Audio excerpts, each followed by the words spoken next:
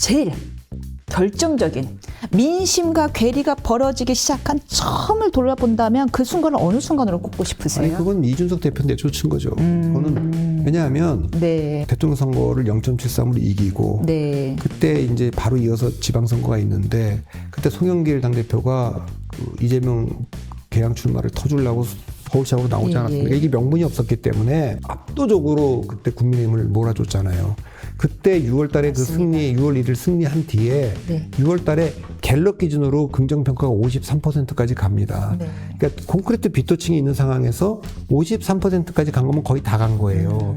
바로 그 승리 직후에 한 일이 뭐냐면 이준석 대표를 어쨌든 대통령 선거와 지방선거를 이긴 대표인데 내쫓는 것도 윤리위로 보내서 이러면서 7월 달 가면 37%로 떨어집니다. 그때 30%로 떨어진 다음에 한 번도 회복을 못했어요.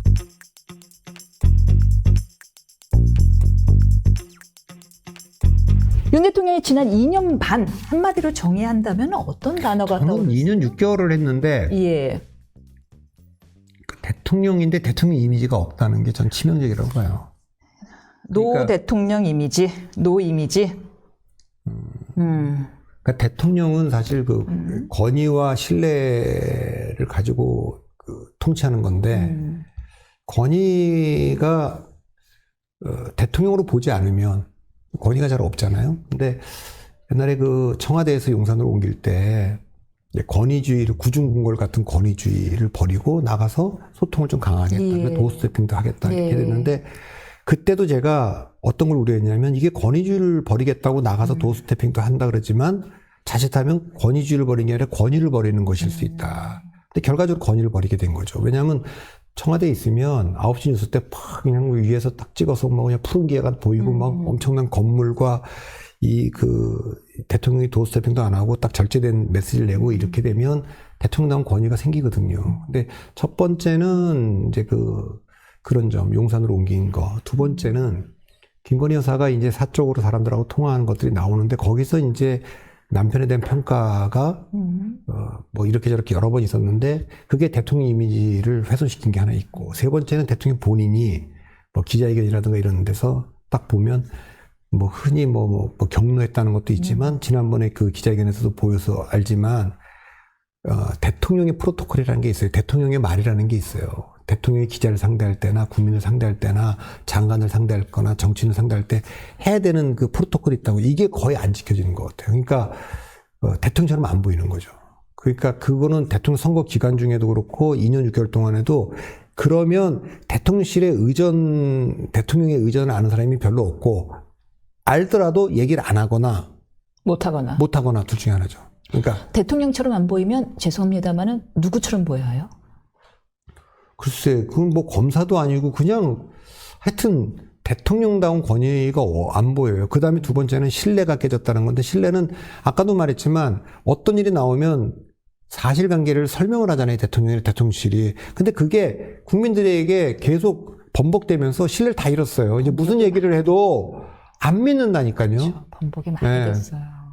적어도 대통령의 말과 다른 사람들의 뭐 브로커의 말이 있으면 대통령실에 해명을 딱 밀어내려는데 안 믿는다니까요. 그러니까 연락 안 한다. 그런 것이 도대체 이건 이제 습관적으로 이제 이렇게 사람의 말의 권위라고 하는 거는 내가 이렇게 분명히 말씀드리지만 이건 이렇습니다. 사실관계가 이렇습니다라고 할 때 그 사람을 믿으면 그걸 믿는단 말이에요. 그러니까 아리스토텔레스가 말한 그 설득의 그 세 가지 요소 중에 그게 에토스거든요. 사람 자체를 믿는 거죠. 에토스가. 우리가 이게 에틱스라는 윤리가 거기 나온 건데 그 사람을 신뢰하는 거예요. 그러니까 에토스는 그 메신저가 신뢰를 받느냐, 메신저 자체에 대한 게 이게 에토스예요. 로고스는 뭐냐면 이성적인 거예요. 논리적이냐 이거예요. 그 사람의 말이. 파토스는 감성적인 거예요. T와 F네요. 그러니까 그게 우리 MBTI T와 F. 예. 거기서 또 MBTI가 전 참고로 T입니다. 네. 파토스와 그 로고스와 에토스가 다 망가진 거예요. 지금 대통령이. 에토스와 로고스와 파토스가. 예, 그러니까 사실은 설득이 국민들이 되려면 믿을 수 있는 메신저가 믿을 수 있는 논리로 그걸 감성적으로 설득할 때 가장 효과적인 것인데 그 점에서 무너진 거예요.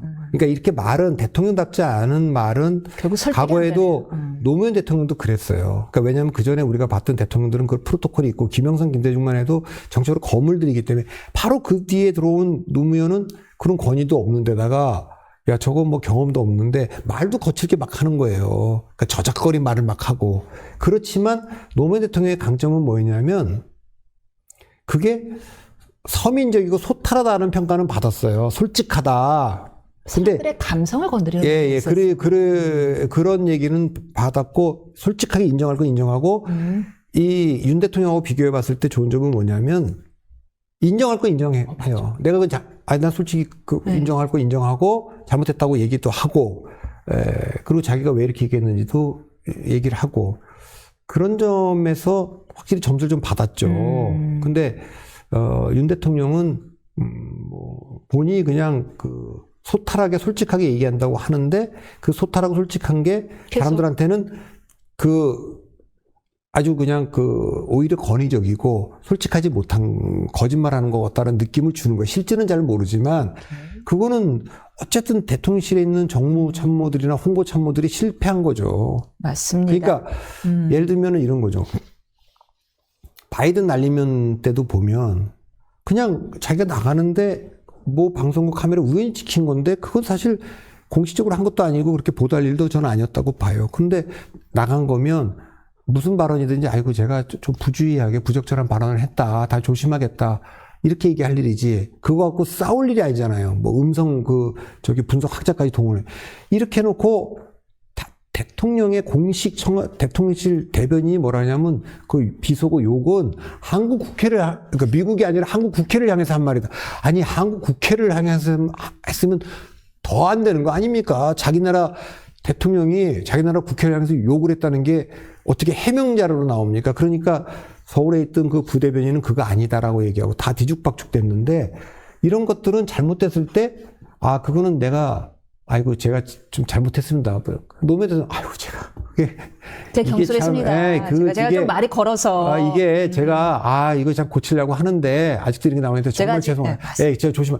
이렇게 하면 끝날 얘기인데 이게 예를 들어서 너무 많은 얘기들이 이걸 가지고 뭐 사례를 찾기가 어려워 좀 너무 많아요. 근데 그 케이스는 사실은 국내용이 아니라 미국 때문에 그런 거 아니었나요? 그렇게 쿡 부인한 것은 미국과의 관계 때문 아니었을까 싶어요. 아니 뭐 미국과의 관계나 많아. 그냥 내가 무신결에 그냥 뭐 약간 부적절한 말을 했는데 다음에 주의한다 그러면 그 미국이 문제 삼겠어요. 우리는 누가 삼겠어요. 그거는. 알겠습니다. 그래서 지금 임기 반환점 2년 반에 대한 이야기를 이야기하고 성과에 대한 이야기를 하고 있는데 참 성과라고 말하기가 민망할 정도로 아까 말씀하셨다시피 17%라는 최저 지지율이 나왔습니다. 여러 가지 실정들, 실기한 순간들 말씀 주셨는데 제일 결정적인 민심과 괴리가 벌어지기 시작한 처음을 돌아본다면 그 순간을 어느 순간으로 꼽고 싶으세요? 아니 그건 이준석 대표 내쫓은 거죠. 그거는 왜냐하면 총선 승리를 그러니까 대통령 선거를 0.73으로 이기고 그때 이제 바로 이어서 지방선거가 있는데 그때 송영길 당대표가 이재명 개항 출마를 터주려고 서울시장으로 나오지 않았습니까? 이게 명분이 없었기 때문에 압도적으로 그때 국민의힘을 몰아줬잖아요. 그때 6월 달에 맞습니다. 6월 1일 승리한 뒤에 6월 달에 갤럽 기준으로 긍정평가가 53%까지 갑니다. 그러니까 콘크리트 빚도층이 있는 상황에서 53%까지 간 거면 거의 다 간 거예요. 바로 그 승리 직후에 한 일이 뭐냐면 이준석 대표를 어쨌든 대통령 선거와 지방선거를 이긴 대표인데 내쫓는 것도 윤리위로 보내서 이러면서 7월 달 가면 37%로 떨어집니다. 그때 30%로 떨어진 다음에 한 번도 회복을 못했어요. 그 뒤에 이제 바이든 날리면이나 이런 거 있을 때 24%까지 떨어진 적이 있지만 그 30% 계속 했는 거예요. 이게 이제 첫 번째 선거 연합을 해체한 거죠. 2030 세대와 6070 세대의 세대연합의 지지 기반을 축소함으로써 제가 표현할 때 자기가 앉아있는 의자 다리를 톱으로 스스로 잘랐다. 이게 이제 그거고 두 번째 안철수도 후보 단일화 했던 당사자인데 이거는 이제 전당대회를 앞두고 지금 비서실장인 정진석 비대위원장이 100% 다운 투표로 가야 된다. 그것도 민심과 괴리되면서 아주 고립된 지지 기반 축소하는 결정적 장면이죠. 그게 이렇게 가면 제가 그때도 칼럼에 썼어요. 총선 당시들 질 거다. 그러니까 뭐 100% 당원도 자기들끼리 그렇게 해갖고 그 결과가 그 이준석 대표를 내쫓고 100% 당원 투표를 하면서 선거 때 도와줬던 뭐 이준석이나 안철수는 다 내치고 그럼 누가 칼럼에 썼던데 임진왜란 때요. 전쟁에서 싸운 사람들 그 사람들한테 상을 준 게 아니고 같이 쫓아간 피난 가는 선조가 그 사람 옆에 수고하는 사람 상 줬던가. 자, 그런 걸 연상시키게 되는데. 전 자, 장군들이 그러니까 이제 이렇게 지지율이 떨어지고 그 결과가 뭡니까? 거기다 이념적인 얘기를 굉장히 강하게 해서 네. 다 해서 강서구청장 선거를 졌잖아요. 그때 강서구청장. 굉장한 경고가 들어온 거 아닙니까? 예. 굉장히 그리고 그때 그 즈음에요. 빨간불이었어요. 엑스포 추진한다고 대통령이 뭐 해볼 만하다고 했는데 29표면 대한민국의 위상과 실력에 비하면 정말 이런 참패는 역사적으로 없어. 29표밖에 못 얻은 건 그만큼 대통령실의 판단 기능이 떨어져 있고 그 상황이 됐는데도 강서구청장 선거는 총선은 이런 문제가 이렇게 출제될 거다라고 슬쩍 문제를 보여준 거잖아요. 모의고사죠. 그런데도 엉뚱한 답을 해서 한동훈 비대위원장을 했지만 선거 과정에 한동훈한테 딱 위임을 해야 되는데 뭐 공천 과정에서도 계속 충돌하고요. 황상무 수석에 관한 거 또 도주대사라는 얘기까지 들을 정도로 그런 얘기도 나오고, 그다음에 의대 증언도 호주대사가 아니라 도주대사다. 뭐 이종석 그 대사 임명도 그런 얘기가 있었고, 아이고. 의대 증언 문제도 그렇게 됨으로써 대참패를 했잖아요. 그러니까 윤석열 대통령은 민주당이 절대 의석을 갖고 있는 상태에서 검수완박을 했기 때문에 본인이 대통령 선거에서 이기고 지방선거 이긴 다음에 해야 될 일은 딱 한 가지. 무슨 일이 있어도 총선에서 이겨서, 그러니까 내가 3대 개혁을 한다. 그때는 의료 개혁은 없을 때니까 연금, 노동, 뭐 교육 이걸 하려면 예. 해야 되겠는데 저희가 소수여당이라 못합니다.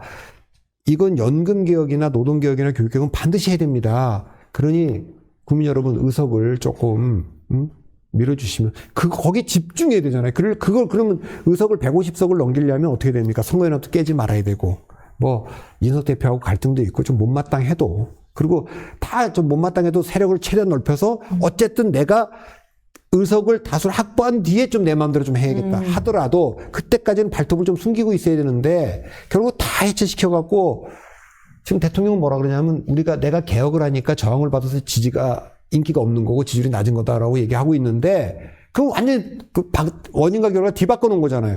본인이 잘못해서 지지율이 떨어져서 총선을 졌기 때문에 개혁을 할 수 없는 거지, 개혁을 하기 때문에 지지율이 떨어진 게 아니에요. 지지율이 떨어져서 개혁을 못 하는 거지. 전 대통령께서 그 말씀 하실 때마다 약간 잘 이해가 안 가는 게,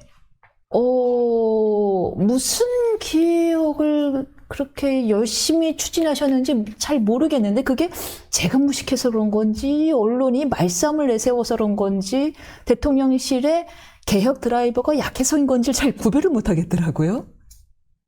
아니 그건 그럼 의석이 작아서 한 건가요, 그냥? 정치적 상식이잖아요. 지금 정치는 뭘 할 거냐, 어떻게 할 거냐, 왜 할 거냐인데 뭘 할 거냐하고 왜 할 거냐는 설명을 해요. 연금 개혁 해야지.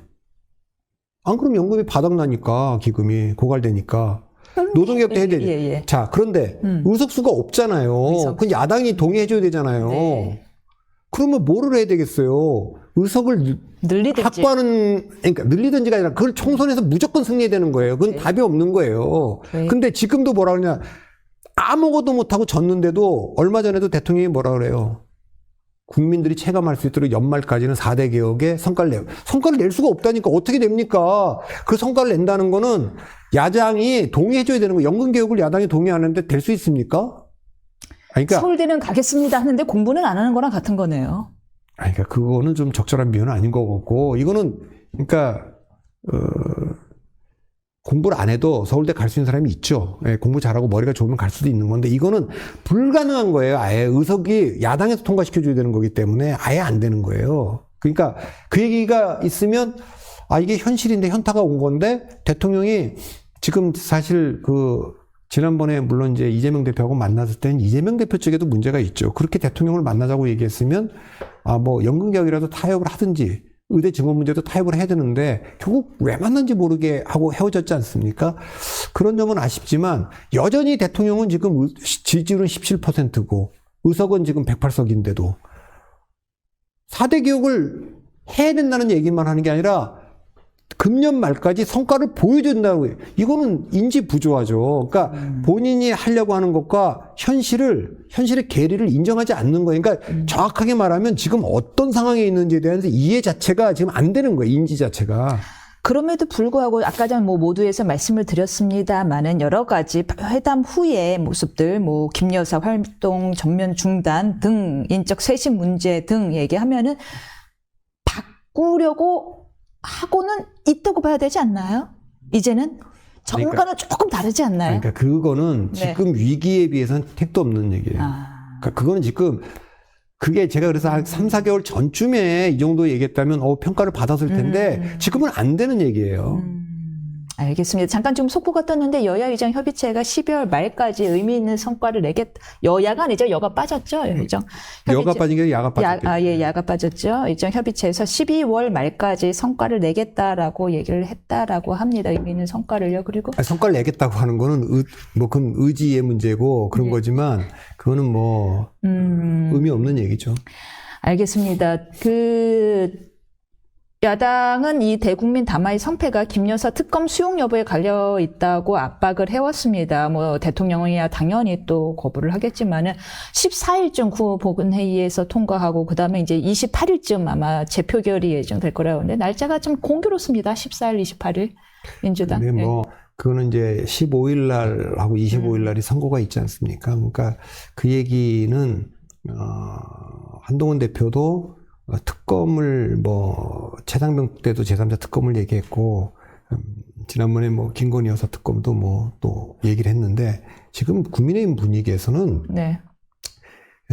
한동훈 대표가 특검을 지휘하지 않더라도 결과적으로 통과되면 한동훈 대표 그러니까 특검이라고 하는 건 탄핵하고 똑같은 숫자입니다. 200석입니다. 그러니까 탄핵도 200석이고 제2요구했을 때 재결도 200석인데 그거는 국민의힘의 의원들이 동조했다는 거기 때문에 그 여당은 그 자체로 이제 분열일 겁니다. 그러니까 지금 특별감찰관 얘기를 압박하면서 이거 정도를 받으면 저는 특검 얘기는 지금 분위기에서는 거의 할 수 없는 얘기일 겁니다. 그리고 야당도 오히려 이제 15일, 25일 날 둘 다 당선 무효용을 벗어나는 자기들이 기대하는 최상의 시나리오죠. 그렇게 되면 오히려 탄핵이나 특검을 몰아붙이는 것보다는 대통령하고 이제는 자기들이 대통령처럼 보이고 집권당처럼 보이게 그렇게 하겠죠. 그러니까 연금개혁도 하고 다 하겠죠. 그러니까 그런 게 연동되어 있기 때문에 일단 지금 분위기는 14일 날은 특검법 통과는 되겠지만 거부권 행사할 거고 제2요구가 왔을 때 지금 국민의힘 분위기에서 통과되기는 어려울 거라고. 어려울 거다. 참고로 야당에서는 이번 조금 이따 얘기하긴 할 텐데 그 얘기는 좀 나중에 하고요. 근데 주말에 명태균 씨가 검찰에 출석을 했습니다. 그런데 대통령이 담화에서 하셨던 말씀이랑 상당히 유사한 부분 얘기들을 많이 했어요. 나는 돈을 그래서 받은 거 아니고, 선거 개입 아니었고, 덕담했고, 이런 유사한 이야기를 했습니다. 어떤 배경인지는 잘 모르겠지만요. 그렇다면은 이제 명태균 이슈는 이제 꺼져가는 불로 봐도 될지 여전히 잔불은 남아있다고 봐야 될지. 잔불이 있어도 그게 의미가 없다. 그러니까 그때도 명태균 씨는 공천 관련된 얘기 본인이 제보한 건 아닌 것 같은데 그게 나간 순간 레버리지가 다 사라졌기 때문에 별로 이제 의미가 없는. 그러니까 명태균 이슈는 검찰이 수사를 했고 구속영장을 청구할지 모르겠지만 하겠죠.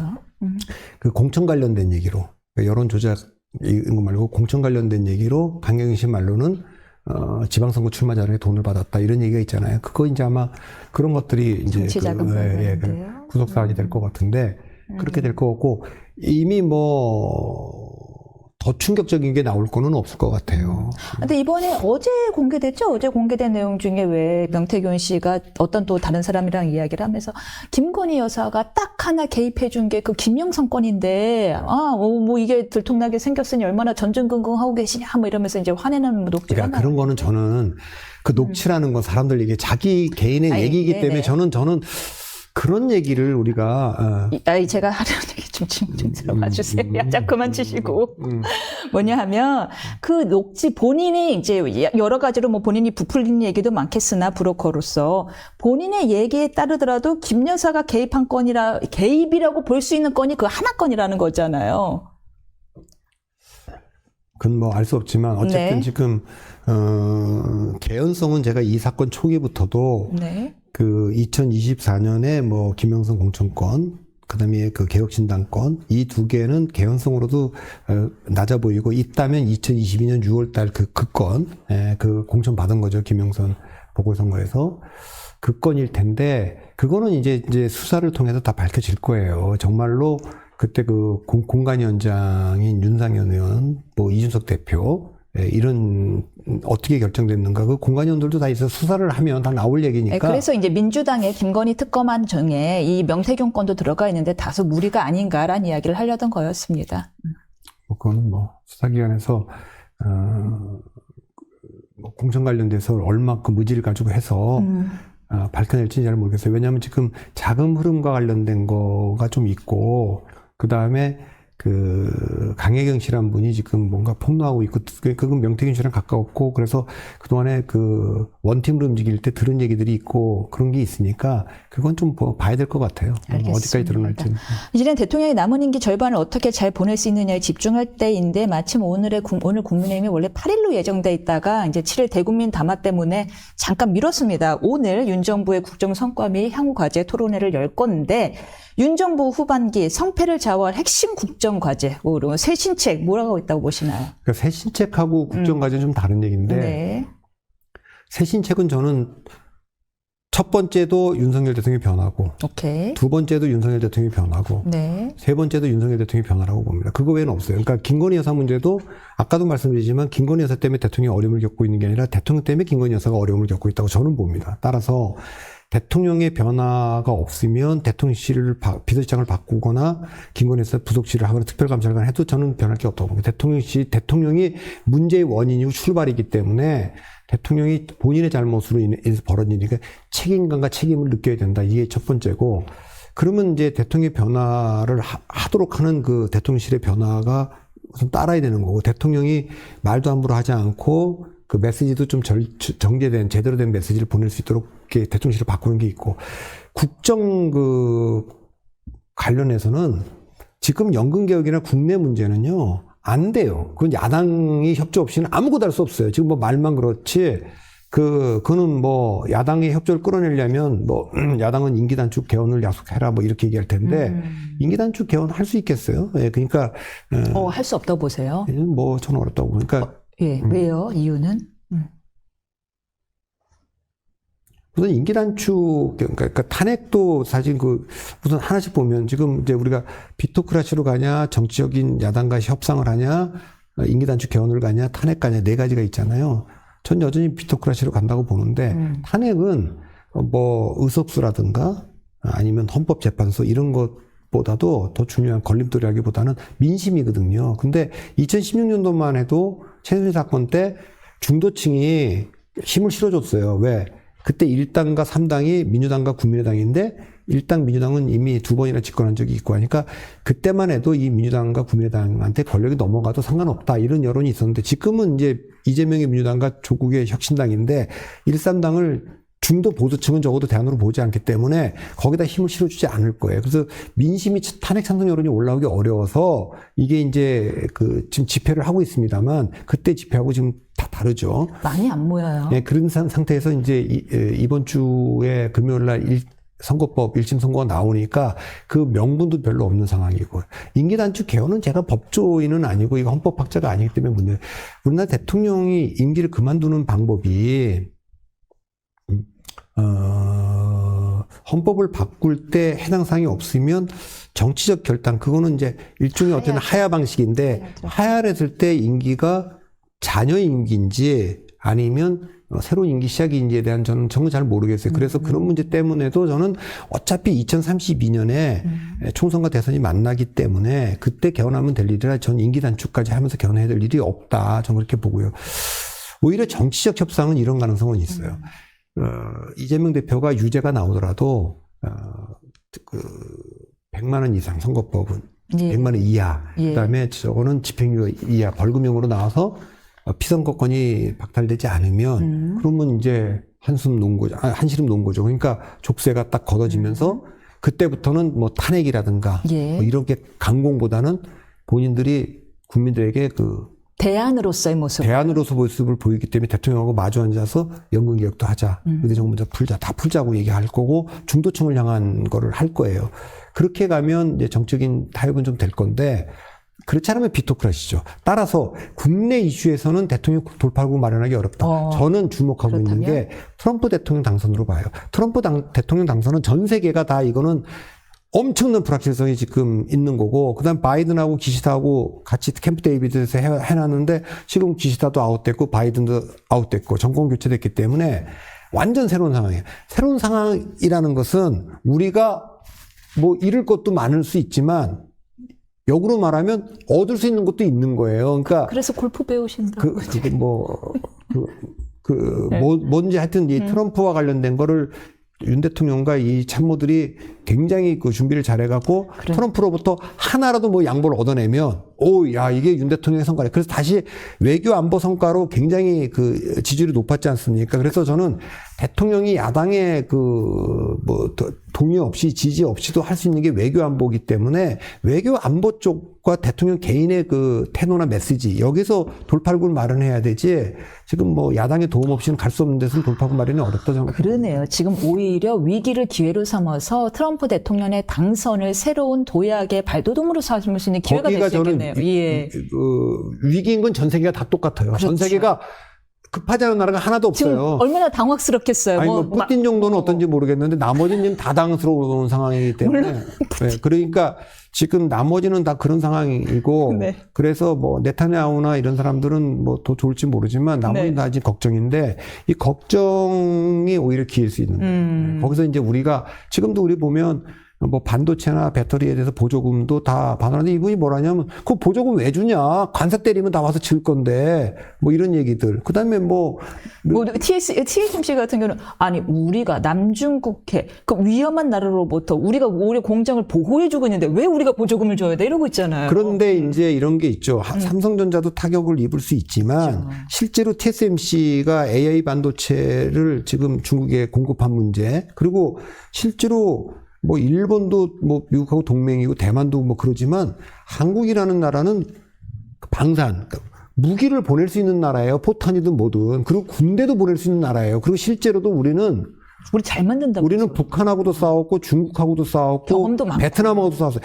공산 사회주의 국가하고 미국하고 함께 싸운 진짜 혈맹이에요. 그리고 지금 세계적으로 보면 이제 군대도 파견할 수 있고 군대 파견이 아니어도 무기는 방어용 무기라도 뭐 천군 같은 것도 보낼 수 있고 다 할 수 있는 나라예요. 그거 일본이 할 수 있습니까? 대만이 할 수 있습니까?